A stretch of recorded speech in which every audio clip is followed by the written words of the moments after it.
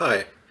If you're attending this virtual Oz convention, there's a fairly good chance you already know that L. Frank Baum spent considerable time in Southern California during his life. I'm here to illuminate that part of Baum's biography and how it influenced his writings. Now, it occurred to me in preparing this talk that although I've been a member of the International Wizard of Oz Club for more than 3 decades, and was even editor-in-chief of the Baum Bugle, I had never actually given a presentation on Baum himself. My major research in the past has been about the Oz illustrators Frank Kramer and Dick Martin, and my current work deals with Baum's publishers Riley, Britton, and Lee. So you might reasonably ask what qualifies me to give this talk. I think it's important to establish credibility with one's audience from the beginning. So I did what any serious scholar would do. I called my mother. You see, my dad spent 20 years in the Navy, and we were stationed in San Diego from 1982 to 1984 while he was on the USS Kitty Hawk out of Coronado. Therefore, I knew my mom could look through her own archives and come up with solid proof that I'm a longtime expert on San Diego. Well, here I am on my first research trip to the Hotel del Coronado back in 1983. There's the hotel. And there's me. Please note that, like any top-notch expert, I'm holding my daddy's hand while I cross the street. Anyway, I started studying this stuff in preschool, so I trust I've sufficiently established my credentials. In 1904, L. Frank Baum was ready for the good life. After years of pursuing wildly varied careers to make ends meet, store proprietor, newspaper owner, reporter, traveling salesman, and magazine editor, he had seen his best-selling juvenile novel The Wonderful Wizard of Oz adapted into a smashingly successful Broadway musical that gave him the means to live in high style, as he had always aspired to do. With their improved economic status, the Baums were on a mission. Frank's success as a children's author had already allowed the family to spend the hot Chicago summers in the bucolic resort town of Makatawa, Michigan. Now they were seeking somewhere pleasant to escape the frigid, windy city winters. They had already considered Florida, but in the end the Sunshine State was not to their liking. So in February and March of 1904, the Baums set out on a tour of the Southwest. From New Mexico and Arizona, they headed up the California coast, with San Diego and San Francisco both included in their itinerary. For the Baums, it seemed, Southern California was the anti-Florida. Frank had scarcely checked into the Hotel del Coronado before he was extolling the virtues of the area to the masses. In an interview published in the San Diego Union on February 7, 1904, Baum said, quote, "Just as every dog, from the commonest to a thoroughbred, is liable to have its fond master, so is every section of the world liable to have its admirers. But those who do not find Coronado a paradise have doubtless brought with them the same conditions that would render heaven unpleasant to them, did they chance to gain admittance." End quote. Even his wife Maud, who I've always thought of as being the less effusive half of Mr. and Mrs. Baum, quickly drank the Coronado Kool-Aid. In a letter to her sister-in-law, Sophie Gage, on February 19th, Maud wrote, quote, "We leave Coronado Saturday morning for Pasadena. We will stay there a couple of weeks and then go to Santa Barbara for a time. We hate to leave here. We like it so much." End quote. Just 8 days later, the San Diego Evening Tribune quoted another letter Maud had written to friends who had remained at the Hotel del Coronado. Quote, "Coronado and the hotel, for us, first, last, and always. We like the hotel better than any resort in the state, and we think Coronado the most beautiful spot in California." End quote. The Baums cut short their other California travels to return to Coronado sooner than planned. They were certainly not alone in their high estimation of Coronado, which was already a tourist mecca for its natural beauty as well as its tent city, a sort of year-round carnival, and, of course, the justifiably world-famous Hotel del Coronado. When it opened in February 1888, the Hotel del Coronado was the world's largest resort hotel. Its construction required 2,000 laborers, most of them Chinese immigrants imported from San Francisco and Oakland. They built the immense structure on a sand spit populated by jackrabbits and coyotes. It was the first hotel in the world to have electric lighting throughout. The final installation was inspected by Thomas Edison himself, who was a guest at the hotel.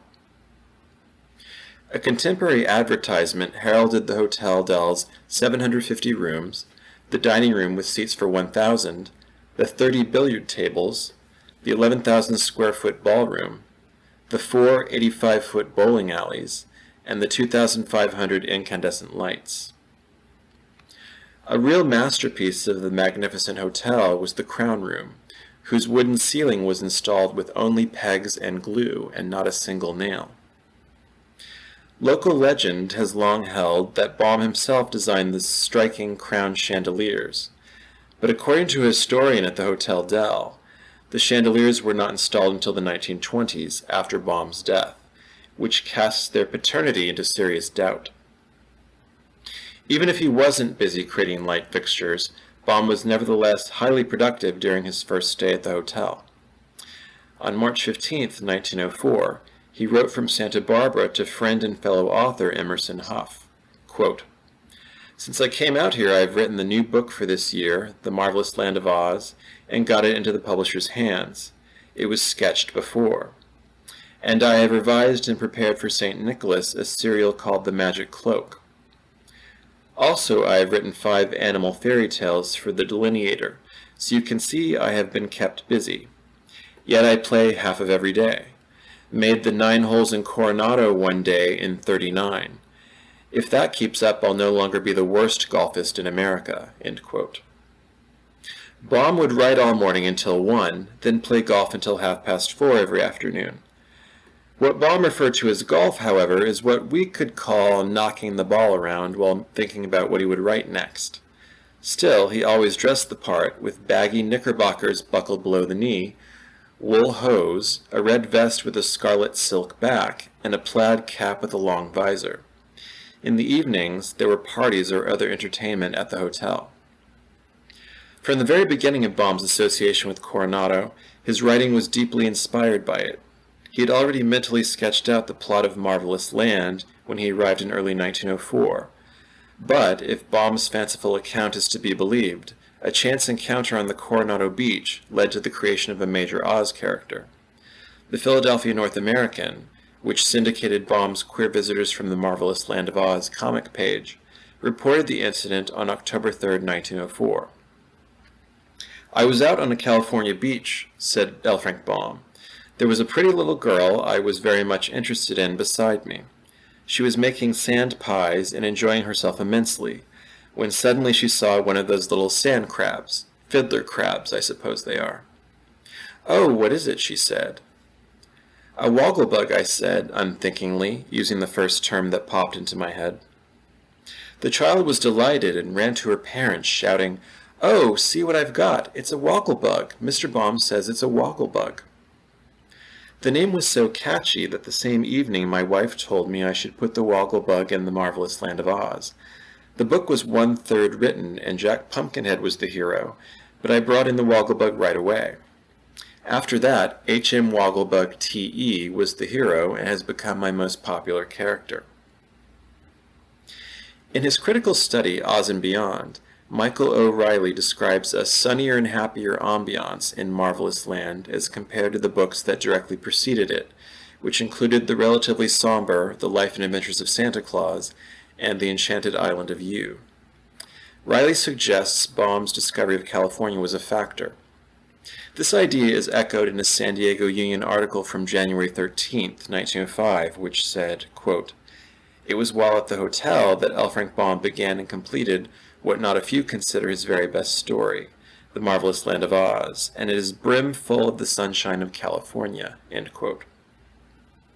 Riley also points out that while The Enchanted Island of Yew, Baum's major fantasy of 1903, includes no sight of the sea despite the island's setting, King Rinkitink, a manuscript Baum wrote in 1905, takes place largely on and around a much more fully realized Nonestic Ocean, and seems heavily influenced by Coronado's Pacific Paradise.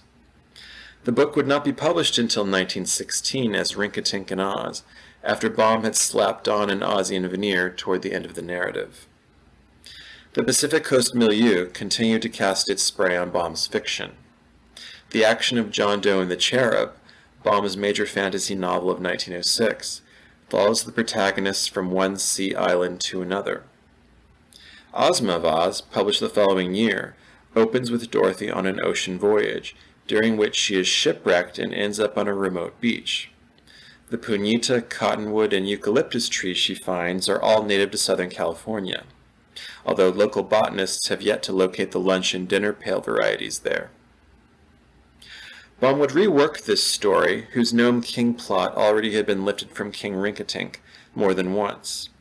His proposed Ozma of Oz musical eventually became The Tick-Tock Man of Oz in 1913, and in turn, the 1914 Oz book, Tick-Tock of Oz, was based on that stage production. As with Dorothy in Ozma of Oz, Betsy Bobbin finds herself adrift at sea in both Tick-Tock Man's spectacular theatrical effects and the pages of Tick-Tock of Oz.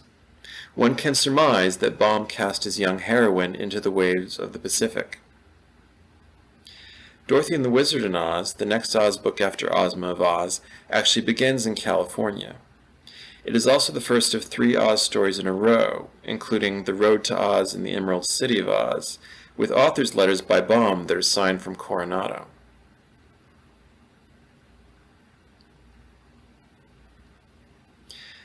Apart from these fantasy works, Baum also wrote half a dozen books about the seafaring boy fortune hunters between 1906 and 1911.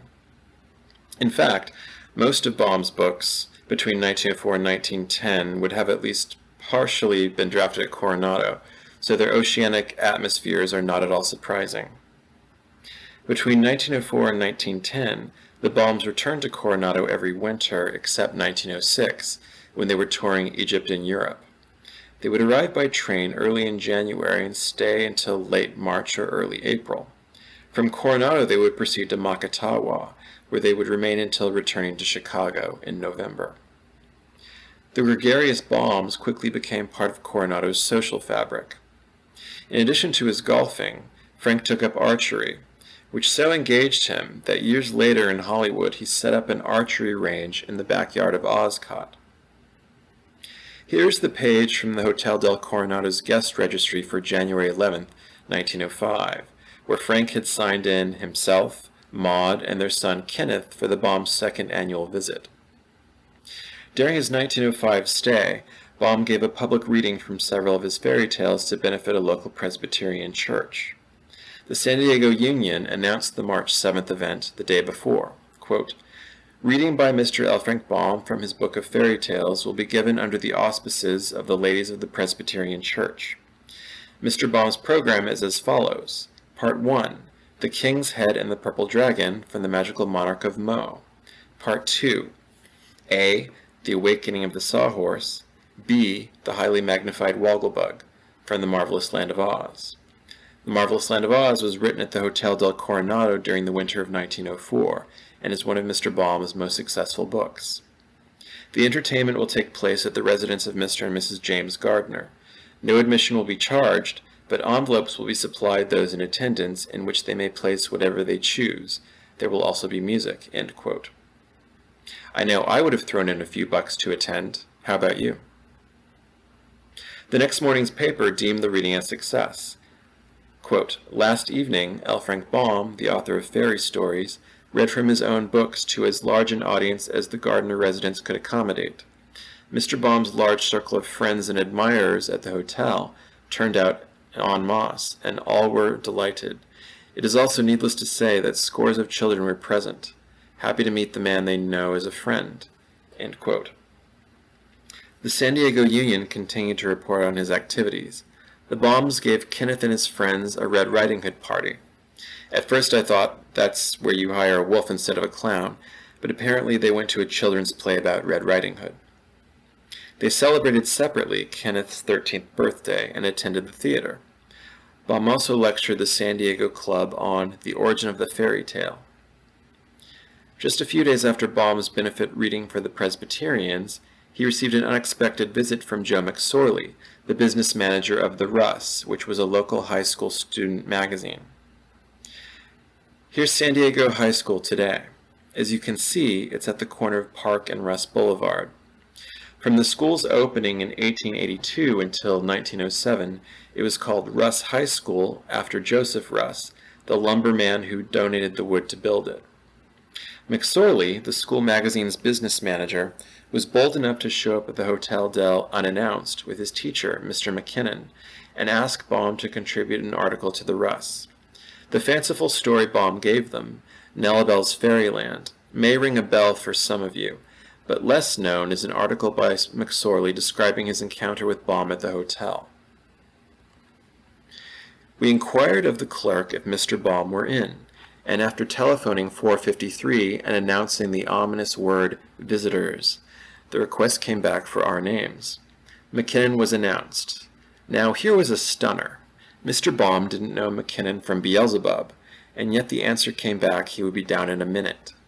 What the great man's thoughts might have been I know not, but I tried to imagine. A dun? Impossible. A publisher? He would know them all by name. A bunco? Perhaps. Charity? More likely still. Soon a tall, handsome-looking gentleman in a dark gray suit, brown eyes and mustache, and smoking a cigar, strolled over toward the clerk. We jumped up instinctively. It was our man. The eyes of a poet, the countenance of an author capable of creating the Wizard of Oz. Mr. McKinnon went through the formality of introduction, and we were greeted very cordially indeed. Mr. McKinnon stated our proposition, while Mr. Baum, wreathed in cigar smoke, lay back and listened. "I would be very glad to help you," he said, "and I certainly appreciate your compliment in asking me to contribute to your paper. I have read in the daily papers various accounts of the Russ, and have been favorably impressed, but you see I have hardly time to follow it up." "Of course not," assented Mr. McKinnon. "It is just this way," and he puffed out the fragrant smoke. "I have contracted for enough work to keep me busy for the next 4 years. I was talking it over with my wife last night. We were thinking of making a trip to Japan and the Philippines, but as I told her, it can't be accomplished within the next 4 years. For, of course, I could write but little during the trip. You see, I work every morning regularly, starting immediately after breakfast and writing from 8 o'clock to 1. I am at present engaged in writing a book, and I have all the incidents of the entire book mapped out. I cannot very well make notes of them, for they all dovetail together. I have them all worked out in my head, however, and, you see, I am afraid to take my mind completely off them and concentrate my attention upon anything else, for fear of forgetting some of them. I have at present 2 orders from Eastern magazines for stories, but have not started. In fact, have not even thought about them yet. The managers want them rushed, of course, so they can get the illustrations. They always want their work rushed." A smile and a graceful wave of the cigar. "Now, if I were at home, I might be able to dig up some old manuscript and let you have it, but, you see, at present—" "Yes," interrupted Mr. McKinnon, "but it would hardly be necessary to work out anything very elaborate. Some simple story. It is the style. Now, for instance, I am an educator, and up at Alameda I happened to enter one of the classrooms. One of the boys was reciting. He had been to San Francisco and was telling of a play he had seen there. He held everyone in that room simply breathless for over half an hour. It was really the most marvelous thing I have ever seen. A mere boy describing a simple play, but no one within hearing could tear his attention from him." "It was indeed marvelous," assented Mr. Baum, "a remarkable memory combined with an uncommon power of expression. You will please about 400 students in the school. Your poem in last Sunday's Union on Coronado aroused some little day's excitement. Mr. McSorley here was quite struck with it." "Oh, that," he laughed gaily. "Why, I wrote that out while waiting for dinner." "Indeed? What do you think of that, Joe?" Joe was speechless. "Yes, my wife had a party of 5 or 6 to dinner Saturday, but it was somewhat delayed. We had a wait of about half an hour or so, and, seeing what we were up against, I turned over the dinner card and scratched off this little poem. And, by the way, you are at perfect liberty to use the poem if you wish." "Thank you very much," I replied. Knowing that Miss Robinson likes such little things for the Union, I turned it over to her. It doesn't do justice to Coronado. I hope someday to be able to write something that may. But the scene is so beautiful, the possibilities so grand, that it seems impossible to do any sort of justice to it through the mere medium of language. Mr. Baum spoke earnestly, and that the powerful spell of Coronado had entranced him was easily seen.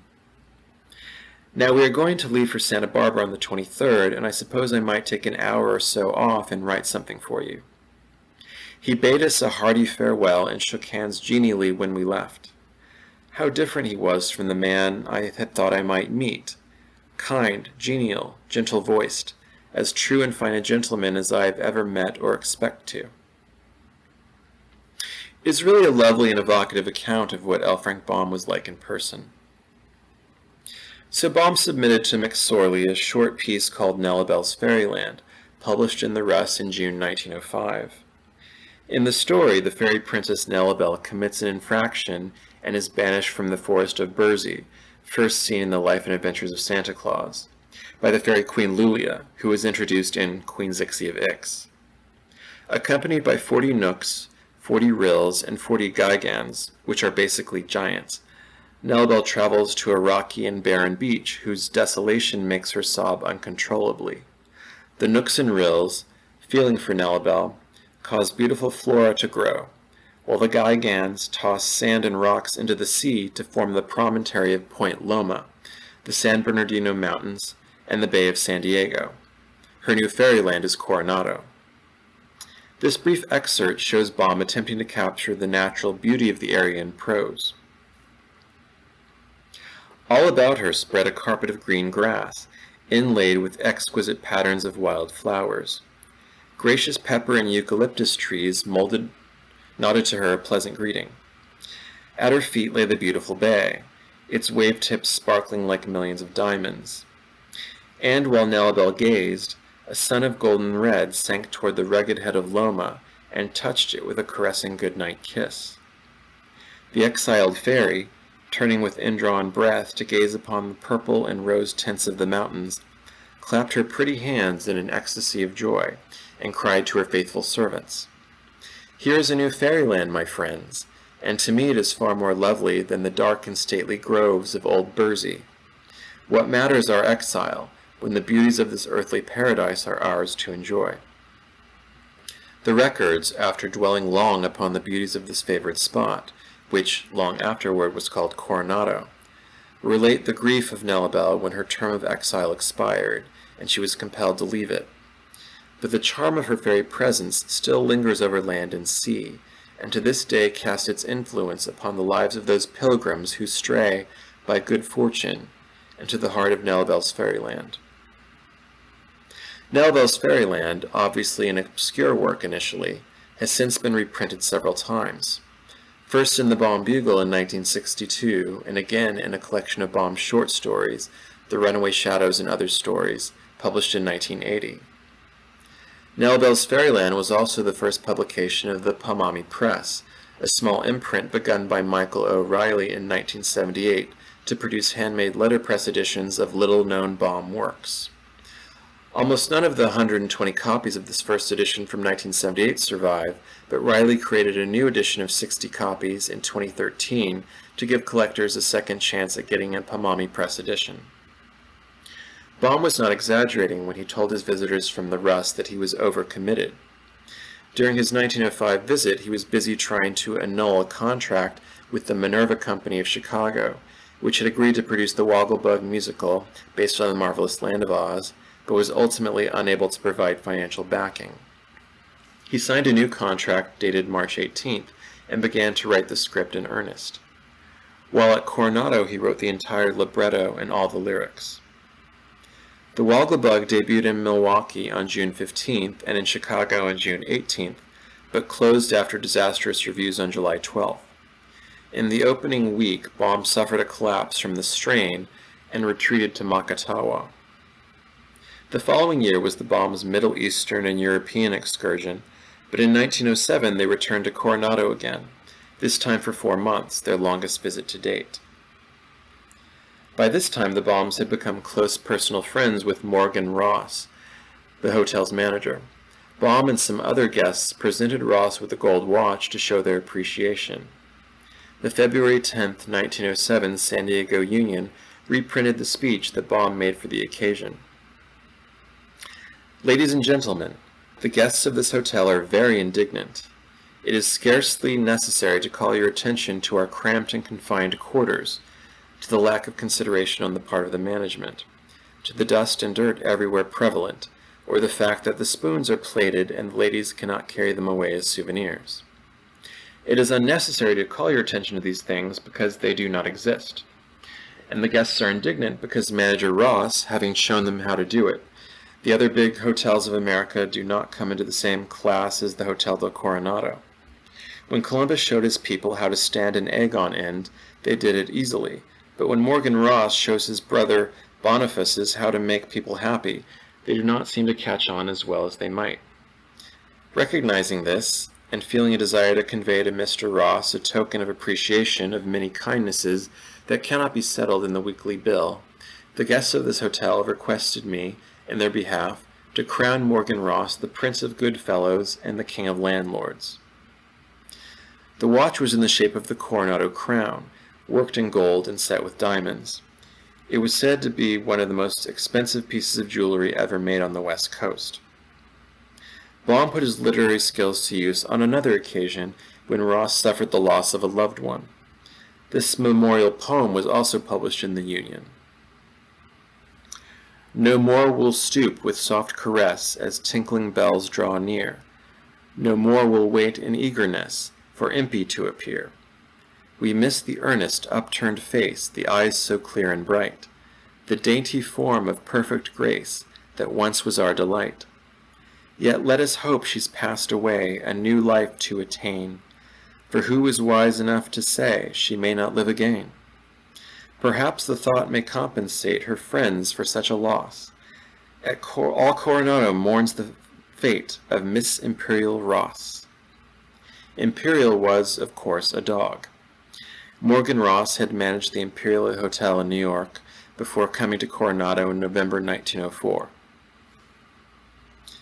Baum even immortalized Morgan Ross in his fiction in 1911 when he published the sixth installment in the Aunt Jane's Nieces series, Aunt Jane's Nieces and Uncle John, written under the pseudonym Edith Van Dyne. The book is a rather thinly disguised account of the Baum's Southwestern and California tour of 1904 that first led them to Coronado. From the book. Descending the hills as they neared San Diego, they passed through fields of splendid wildflowers, so extensive and beautiful that our girls fairly gasped in wonder. The yellow and orange poppies predominated, but there were acres of wild mustard throwing countless numbers of gorgeous saffron spikes skyward, and vistas of blue carconas, white daisies, and blood-red delandras. The yucca was in bloom too, and added its mammoth flower to the display. They did not halt at San Diego, the southernmost city of California, from whence the Mexican line is in plain sight, but drove to the bay, where Wampus guided the limousine on to the big ferry boat bound for Coronado. They all left the car during the brief voyage and watched the porpoises sporting in the clear water of the bay and gazed abstractedly at the waving palms on the opposite shore, where lies nestled the crown of the Pacific, Coronado. Even the Major smiled benignantly when he reached his appointed room in the magnificent Hotel del Coronado, which is famed throughout the world. "This," said he, "reminds me of New York, and it's the first thing that has since I left home." "Why, Daddy doesn't like New York at all," protested Patsy, standing beside him at the broad window overlooking the ocean. "Did you ever see a palm tree waving in New York, or daisy bushes as tall as a man, or such masses of roses and flowering vines? And then just notice the mountains over there. They're in Mexico, I'm told. And this great headland in the other direction. It's called Point Loma. Oh, I never imagined any place could be so beautiful." The meals were equal to any served in the great eastern metropolis. Uncle John complimented the landlord, a cheery-faced, fat little man who had at one time managed a famous New York hotel and had brought his talents and experience to far California. That last bit is, obviously, Baum's nod to his friend. During the Baum's 1909 visit, they rented a nearby house at 1101 Star Park Circle instead of staying at the hotel, probably because they had brought one or two of their sons and needed the space, or perhaps due to financial constraints after the failure of the traveling fairy log and radio plays sent Frank's finances into a downward spiral. It was here that Baum wrote The Road to Oz, making this house the only one still standing in which Baum wrote an Oz book. Here is the house as it was then, and here it is today, remarkably unchanged. The Flying Girl and Her Chum, a pseudonymous novel published the same year as Sky Island, also showcases Coronado. The book begins with the protagonist, Orissa Kane, on a train from Los Angeles to San Diego to compete in an aviation meet. Orissa functions as Baum's surrogate in extolling Coronado's virtues. "You are bound for Coronado, I suppose," remarked Orissa, to change the subject. "Only for a few days' stay," Madeline answered. "Then we expect to make a sea voyage to Honolulu." "That will be delightful," said the girl. "I've lived many years on the shores of the Pacific, but have never made a voyage farther to sea than Catalina. I'm told Honolulu is a fascinating place, but it needs to be to draw one away from Coronado." "You like Coronado, then?" "All this South Country is a real paradise," declared Orissa. "I have had opportunity to compare it with other parts of America, and love it better after each comparison. But I am ignorant of foreign countries, and can only say that if they excel Southern California, they are too good for humans to live in, and ought to be sacred to the fairies." Later there is this brief description of the hotel. They were rolling swiftly toward the ferry now, bound for the Hotel del Coronado, a rambling pile of Spanish architecture that dominates the farther side of San Diego Bay. Baum really was a one-man chamber of commerce. Certainly the Hotel del Coronado cropped up in the worlds of Aunt Jane's Nieces and the Flying Girl, but what about the world of Oz? In a Baum Bugle article, Michael Gessel suggests that Baum's mention of beautiful flowers and shrubs surrounding Ozma's palace parallels the elaborate gardens of the Hotel Del. In later Oz books, the palace seems to grow larger and become more like a hotel. Guests at the palace are given suites as opposed to the single rooms offered to Dorothy and her friends in the first Oz book. Banquets and receptions become part of an Oz novel's traditional climax, not unlike life at the Hotel Del. One intriguing detail is that the yacht of the hotel's owner, John Spreckles, was called the Lurline, the name of the fairy queen who enchanted Oz. That name may well have stuck in Baum's head when he later wrote The Tin Woodman of Oz, in which Lurline is first mentioned. Spreckles lived in a mansion across the street from the hotel. Today it's known as the Glorietta Bay Inn. If you stay there, ask for room 106, also known as the Lurline Room. There's also an Albright Room, named not after the Oz Club's current president Jane Albright, but rather the architect Harrison Albright. He built the mansion as well as the Coronado Public Library. There was another strong local influence on Baum's fantasy world. Less than 15 miles north of the fabulous Hotel Del is the gorgeous hilly seaside community of La Jolla. We know the Baums had an early documented connection to La Jolla. The San Diego Union reported on March 19, 1905, that Mrs. Baum and Kenneth spent the day at La Jolla, which was a popular local destination even then. The village of La Jolla originated in 1887. Most of those in its early population were not permanent residents. Many were highly educated, wealthy retirees. There were few commercial establishments.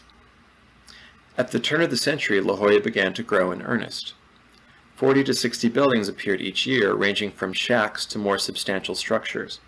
Between 1900 and 1910, the population more than doubled to about 1,300. The La Jolla Beach was one of the main draws, and it still is. A thinly disguised version of La Jolla is the opening location of no fewer than 3 of Baum's full-length fantasies. After he attempted to end the Oz series with the Emerald City of Oz in 1910, his next book was The Sea Fairies, starring the little girl Trot and her sailor companion Cap'n Bill, and quite plainly set along the coastline of La Jolla, with its intriguing series of caves. A few brief excerpts from the first chapter of The Sea Fairies. "Nobody," said Cap'n Bill solemnly, "ever saw a mermaid and lived to tell the tale." "Why not?" asked Trot, looking earnestly up into the old sailor's face. They were seated on a bench built around a giant acacia tree that grew just at the edge of the bluff. Below them rolled the blue waves of the Great Pacific. A little way behind them was the house, a neat frame cottage painted white and surrounded by huge eucalyptus and pepper trees. Still farther behind that, a quarter of a mile distant but built upon a bend of the coast, was the village overlooking a pretty bay. The air was soft and warm, and the sun turned the edges of the waves into sparkling diamonds. Across the bay, the last of the fisher boats was speeding away out to sea, for well the fishermen knew this was an ideal day to catch rock bass, barracuda, and yellowtail. The old man and the young girl stood on the bluff and watched all this with interest. Here was their world. This is a real-life example of an acacia tree, in case you can't picture one from experience. We are told that Trot's small fishing village, like real-life La Jolla, overlooks a small bay, is 9 miles from the nearest railroad station, which would likely have been Santa Fe Station in San Diego, has a small fishing fleet of its own, and features an array of caves accessible by water. Trot rattles off the names of 5 fictional caves: Dead Man's Cave, Bumble Cave, Smuggler's Cave, Echo Cave, and Giant's Cave. It's unclear what each of the 7 real-life La Jolla caves would have been called in Baum's day, but in modern times, from west to east, they are named the Clams Cave, Sunny Jim's Cave, Arch Cave, Sea Surprise, Shopping Cart, Little Sister, and White Lady. La Jolla's oldest continuously operating business is the Cave Store. In November 1902, German engineer and philosophy professor Gustav Schultz hired 2 Chinese workers and began digging at the top of the sandstone bluffs above the cove. The following April, they broke through into Sunny Jim's cave. Visitors to the cave store could travel down the tunnel to the inside of the cave, at first by crawling, but eventually by descending a flight of almost 150 steps. The cave is thought to have been named after the wildly successful advertising character Sunny Jim, created in 1902 to be featured on boxes of Force cereal. Coincidentally, Baum's former illustrator W. W. Denslow produced a Sunny Jim promotional booklet in 1910. How closely does the cave's opening resemble Sunny Jim's silhouette? I'll let you decide. Sunny Jim's cave is the only one of the 7 accessible by land. Of the other 6, only the Clams Cave is large enough to enter safely via boat, and the swells are too strong to allow lingering inside. Baum imagined the cave somewhat differently in The Sea Fairies, when Trot and Cap'n Bill are able to row easily into Giant's Cave and drift gently through it. From the book. It was not dark in this vast cave, yet the light seemed to come from underneath the water, which all around them glowed with an exquisite sapphire color. Where the little waves crept up to the sides of the rocks, they shone like brilliant jewels, and every drop of spray seemed a gem fit to deck a queen. Both the old seaman and the little girl loved the ocean in all its various moods. To them it was a constant companion and a genial comrade. If it stormed and raved, they laughed with glee. If it rolled great breakers against the shore, they clapped their hands joyously. If it lay slumbering at their feet, they petted and caressed it, but always they loved it. Here was the ocean yet. It had crept under the dome of overhanging rock to reveal itself crowned with sapphires and dressed in azure gown, revealing in this guise new and unexpected charms. "Good morning, Mayrie," said a sweet voice. Trot gave a start and looked around her in wonder. Just beside her in the water were little eddies, circles within circles, such as are caused when anything sinks below the surface. This is, of course, the passage when the story shifts from the mundane to the fantastical. Baum had established a pattern of child protagonists escaping from a prosaic or austere home. Dry and gray Kansas in The Wizard of Oz, nondescript farm country in Dorothy and the Wizard of Oz, a destructive ocean in Tik-Tok of Oz, and Kansas again in the Emerald City of Oz. In the three Trot and Cap'n Bill books, in contrast to the earlier novels, the protagonists are not in an austere setting, but in fact are already halfway to Fairyland. They merely need a portal to open and the transition is complete. You probably noticed that, in the passage from the Sea Fairies I just quoted, you can't pinpoint the precise moment when the magical shift occurs. The cave they row into is already shimmering and jewel-like. The mermaids, who admit to having eavesdropped on the pair of mortals when Trot and Cap'n Bill were perhaps a few dozen yards from their own front door, swim seamlessly into this fairy tale environment to complete the spell. We see similarly smooth transitions to the magical in Sky Island, the sequel to the Sea Fairies, which opens with a boy dropping out of the sky thanks to a perfectly ordinary-looking magic umbrella, and the Scarecrow of Oz, in which Trot and Cap'n Bill are sucked into a whirlpool, and Trot, quote, was almost sure that unseen arms were about her, supporting her and protecting her. She could see nothing, because the water filled her eyes and blurred her vision, but she clung fast to Cap'n Bill's sou'wester, while other arms clung fast to her, and so they gradually sank down and down until a full stop was made, when they began to ascend again, end quote. The push and pull between the great outside world and Fairyland is neatly and succinctly conveyed here, with Trot's one hand on the sou'wester, and the other on what we can confidently interpret to be a mermaid. John Arneal tells us as much in his illustration for the chapter header. There's another point of geography to consider. In Sky Island, one of Baum's best books, Trot, Cap'n Bill, and their new friend Button-Bright attempt to use a magic umbrella to fly to an island on the horizon they refer to as Sky Island, because its real name is hard to pronounce. It is a, quote, dim island lying on the horizon line, half in the sky, end quote. Instead of reaching their intended destination, however, they soar off to a magical country above the clouds that is also called Sky Island. Trying to locate the real-life counterpart of Sky Island, the one in the Pacific Ocean, not the one floating above us, is not so straightforward. One compelling candidate is San Clemente Island, the southernmost of California's 8 Channel Islands, 68 miles west of here. San Clemente now belongs to the U.S. Navy and functions as a ship-to-shore firing range. Back in 1912, however, Trot describes it as a pretty island with a population of goats. The San Clemente goats thrive for decades, to the point where upwards of 15,000 goats threaten to overrun the island and wipe out its indigenous plants. The Navy began capturing entire herds, and later hired professional exterminators who shot the goats from helicopters. Unsurprisingly, legal challenges arose to bring this practice to a halt. The remaining goats were removed without being killed. 700 San Clemente goats live elsewhere today. One barrier to San Clemente's being a realistic candidate for Sky Island is its essential invisibility for almost the entire year due to the marine layer off La Jolla, which hides San Clemente in a thick haze. Eric Shanower suggests a potential alternative, one of a group of 4 small Mexican islands just south of San Diego and 8 miles off the coast. Los Cuatro Coronados, sometimes called Las Islas de los Coronados, might have posed more of a tongue twister for young Trot.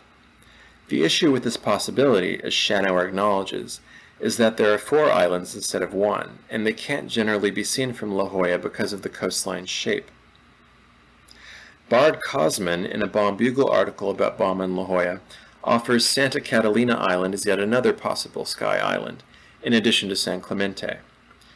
At this point, of course, I think we've all forgotten what the original question was. Before we leave the subject entirely, however, there's one more curious anecdote involving islands off the coast of Southern California. An unidentified newspaper clipping from June 1905 reported on an intriguing Ozian development as follows. At last the marvelous land of Oz, whose characters have delighted children and grown-ups for some time past, is to become a reality. The Tin Woodman, the Scarecrow, the Wogglebug, and the other familiar stage friends are to have a home on a little island located off the coast of Lower California, about 80 miles from the mainland. Geographically it is known as Pedlo Island, but sentimentally It is to be christened the Marvelous Land of Oz. The owner of the island principally is L. Frank Baum, the versatile Chicagoan who achieved fame as the author of The Land of Oz, which has been staged with instantaneous success. The princess who will rule in the Land of Oz is Dorothy Talbot, an 11-year-old Miss of San Francisco, who will ascend the throne March 1st, 1906, when it is expected the Palace of Oz will have been completed. Mr. Baum discovered the island while on a cruise in the Pacific, and was so impressed with its fitness as a real setting for the creations of his brain that he purchased it and forthwith began preparations to convert it into a fairy paradise for children. He will have a residence on the island, but the administrative duties will be relegated to the princess and to her advisors, who will all be children. Statues will be erected to the Wogglebug, the Scarecrow, and the Tin Woodman, while on Wizard's Point will be erected a monument to Jack Pumpkin. All the characters being portrayed at the presentation of the Marvelous Land of Oz and the Wogglebug, now running at the Garrick, will have representation. Of course, this story seems not to have had a grain of truth to it, and no one has ever been able to identify any place called Pedlo Island. The last sentence of the article makes clear that promotion of the Wogglebug musical was the reason for planting this bit of fiction in the press, but it is still an intriguing fantasy, and you have to feel regret that the Aussie island never became a reality. It's also possible that the fictitious Pedlo Island was Baum's sly satire of Denslow Island, the Bermuda islet that Baum's estranged former illustrator had leased in 1903, bragged about to the press in 1904, and finally bought outright just a couple of months before the article about the Oz amusement park appeared. While Baum did not have a real financial stake in the Wogglebug musical, and thus emerged financially unscathed from its quick extermination, the failure of the Fairy Logan radio plays proved to be the final nail in the coffin of his Chicago life. Much as Dorothy, Aunt Em, and Uncle Henry flee from bankruptcy to a gorgeous paradise in the Emerald City of Oz, the Baums left their financial burdens in Chicago for a fresh start in California in 1910, the year that Emerald City was published. It was cheaper to live in California than to keep a Chicago home while living for months in hotels elsewhere. And of course, the Baums also loved the area. In 1910, Maud used part of her inheritance from her mother to buy a large corner lot in Hollywood. She and Frank then borrowed money to build a house at 149 North Magnolia Avenue, which they called Oscott, and moved in just before New Year's 1911. In June of that year, Baum filed for bankruptcy in the Federal District Court in Los Angeles, with debts of $12,600. Fortunately, the house and the Riley and Britton royalties were all in Maud's name. With their new home only 130 miles from Coronado, the Baums still had ample opportunity to visit their old vacation grounds. In 1915, Frank, Maud, and their niece Matilda Gage drove to San Diego to see the Panama, California exposition, which celebrated the completion of the Panama Canal. The trio had lunch at the Hotel Del. Here are Frank and Maud dining at the Hotel Del in 1916. Maud is second from the right. At the far left is Edna Ducker Baum, the wife of Frank's son Robert, who inspired the character of Rob in The Master Key. Baum's last known visit to Coronado was in 1917, when he attended the convention of the Uplifters, a men's social group at the Los Angeles Athletic Club. Baum appeared in Sim Craybell's Circus, a playlet in which he played the trainer of an educated frog. Another educated frog happened to appear in the Oz book for 1917. Coincidence? Probably not. It's not hard to understand why L. Frank Baum, who had suffered through any number of harsh winters in upstate New York, Chicago, and the Dakota Territory, would have appreciated sincerely the warm winters and scenic beauty of Southern California. In his first decade in Chicago, as the century turned, he witnessed the doubling of that city's population and all the environmental destruction that came with it. Finding himself in the fairy tale castle of the Hotel del Coronado, or overlooking the enchanting La Jolla Caves, inspired him deeply, and added another layer of magic to the stories that continue to make such an impact on all of us more than a century later. And as anyone who has been to that corner of California knows, its enchantment is as potent today as it was in Baum's time. I think it's only fitting that after all my many words, I give the last ones to Elfrink Baum. Here's a lovely poem that he published in the San Diego Union on March 5, 1905. It's the poem alluded to in the account of Baum's meeting with the editor of the local high school magazine, the one that Baum claimed to have dashed off on the back of a dinner card. Having read the poem, I'm not sure that's true, but you can decide for yourself. Coronado, the Queen of Fairyland, by Elfrink Baum. Let Coronado wear her crown as Empress of the Sea, nor need she fear her earthly peer will e'er discovered be. We revel 'neath her tropic palms, and scent her brilliant flowers, and fondly greet the songbirds sweet that warble in her bowers. And every day her loveliness shines pure without a flaw. New charms entrance our every glance, and fill our souls with awe.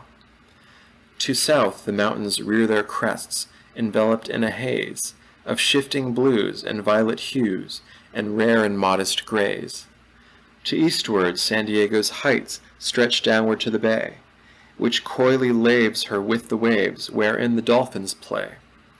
To north bold Loma's rugged cliff leaps out in majesty, to where beside the rushing tide her beacon light we see. The wonders of the setting sun confront us in the west, to glorify both sea and sky, and fire old ocean's breast. And mortals whisper, wondering, indeed 'tis Fairyland, for where is joy without alloy, enchantment strange and grand? And tired eyes grow bright again, and careworn faces smile, and dreams are sweet, and moments fleet, and hearts are free from guile. So wreathe fair Coronado's brow with laurels nobly won, the nation's pride, grim ocean's bride, high priestess of the sun.